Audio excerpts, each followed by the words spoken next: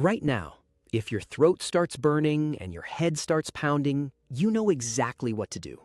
You open a cabinet, shake out a pill, swallow it with water, and wait for it to work. If it gets worse, you pick up your phone and book an appointment. A doctor will see you. A pharmacy will fill your prescription. A hospital will be there if you really need it.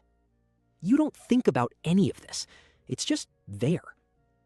But for 99.9% of human history, none of it existed. No pills, no prescriptions, no doctors with degrees, no sterile rooms, no antibiotics, no x-rays. When ancient humans got sick, and they got sick constantly, there was no cabinet to open. There was no phone to pick up. There was just a body in pain and a world that did not care. For over 300,000 years, every single one of your ancestors faced illness completely alone in a way that's almost impossible to imagine today. And yet, they survived. Not just barely. They survived long enough to build civilizations, cross continents, and eventually become you. So, what did they actually do? The answer forces us to rethink everything we believe about medicine, the human body, and what healing actually means. Let's start with pain, because pain is where this story begins. Before anything else, before herbs or rituals or any form of treatment, ancient humans had one tool available to every single one of them, regardless of where they lived or what era they existed in. Their own bodies. And here's what most people don't realize. The human immune system is one of the most sophisticated defense mechanisms ever produced by evolution. It didn't appear when modern medicine arrived. It was built over millions of years, shaped by every virus, every bacteria, every parasite that ever tried to kill our ancestors. The people who survived passed their immune systems on. The people who didn't. Every cold your body has ever fought off without medication, it did that. Every minor infection that healed on its own, your immune system handled it. The fever that made you miserable last winter, that wasn't your body failing. That was your body executing a program written in your DNA long before humans could speak. Fever is not a symptom of illness. Fever is a weapon. When your core temperature rises even 2 degrees, it becomes genuinely hostile to most bacterial infections. Many pathogens cannot replicate at high temperatures. Your body knows this. It has always known this. Ancient humans who ran fevers survived infections that killed those who didn't. Over thousands of generations, the fever response became hardwired into us. We didn't discover this. We were born with it. But the body alone was not always enough, and ancient humans knew that too. In 1991, in a melting glacier high in the Alps on the border between Austria and Italy, 2 hikers discovered a body. His name, the name scientists gave him, was Ötzi. He was approximately 5,300 years old, and he was carrying something remarkable.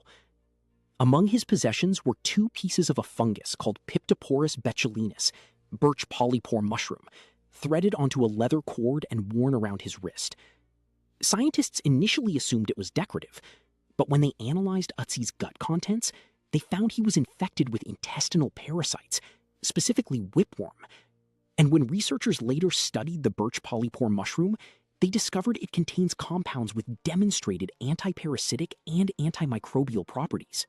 Ötzi wasn't decorating himself. He was medicating himself. He was carrying his pharmacy on his wrist. This was not an accident. This was knowledge. Knowledge that had been built and passed down over generations, tested in the only laboratory ancient humans had access to, reality. If you ate this plant and felt better, you remembered it. If you didn't feel better, or if someone died, you learned something else. It was slow, brutal, empirical science, and it worked. In 2019, a team of researchers published a study in the journal Science analyzing the dental plaque of Neanderthals excavated from a site in Spain. What they found was extraordinary. One individual, clearly suffering from a dental abscess, a painful bacterial infection of the jaw, had been consuming poplar bark. Poplar bark contains salicylic acid, the same compound we synthesized into aspirin in 1897. He wasn't just eating poplar bark by accident. He had sought it out specifically because it relieved his pain. A Neanderthal, tens of thousands of years before the written word, before agriculture, before civilization as we define it, had identified a natural painkiller and was using it deliberately. And the same team found evidence of penicillium mold in his dental record, the same genus of mold that Alexander Fleming would famously notice in 1928 and use to develop penicillin. We didn't invent antibiotics, we rediscovered them. Ancient humans had been quietly observing, testing, and using naturally occurring antimicrobial compounds for thousands of years before modern science gave them names. But medicine in the ancient world was never just physical, and this is the part of the story that modern medicine still hasn't fully made peace with.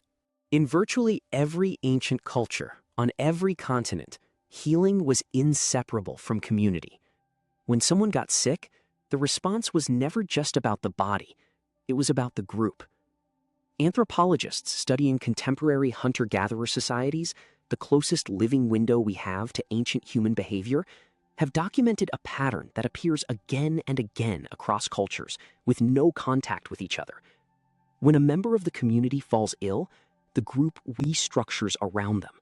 Someone stays close. Someone tends the fire through the night. Someone brings food, water, warmth. The sick person is almost never left alone. This wasn't just kindness, it was strategy. And modern science has confirmed exactly why it worked. In 2015, researchers at UCLA published a landmark study showing that loneliness and social isolation have a measurable negative effect on immune function. Lonely individuals showed significantly higher levels of inflammatory markers, a dysregulated immune response, and slower recovery from illness compared to socially connected individuals. The researchers found that the specific gene clusters controlling immune cell activity were directly affected by social experience. In other words, being surrounded by people who care about you is not just emotionally comforting, it is biochemically different from being alone. Your immune system literally functions better when you are not isolated. Ancient humans never read this study, but they lived it. For hundreds of thousands of years, no one got sick alone. The community gathered, and that gathering was, in its own way, medicine. So, what changed? The answer arrives in stages. First came agriculture, roughly 12,000 years ago. For the first time, humans lived in dense, settled communities alongside domesticated animals. This created something our ancestors had never encountered at scale: epidemic disease.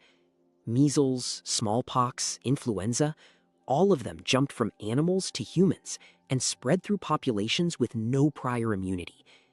Ancient plants and immune systems that had handled isolated infections were overwhelmed by diseases that could sweep through an entire village in weeks. Then came the great paradox of civilization.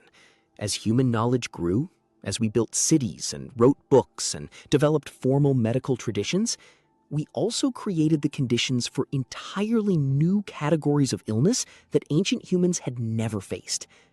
And slowly, medicine became something that happened to you, rather than something your community did with you. By the 20th century, the industrial model of healthcare had completed the transformation. The hospital replaced the campfire. The physician replaced the group.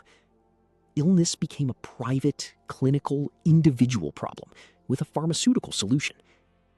The extraordinary power of modern medicine saved hundreds of millions of lives.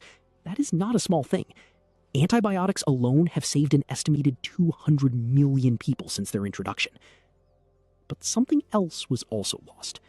Today, the average American visits a doctor fewer than 4 times a year and spends a significant portion of illness alone, in a separate room, watching screens.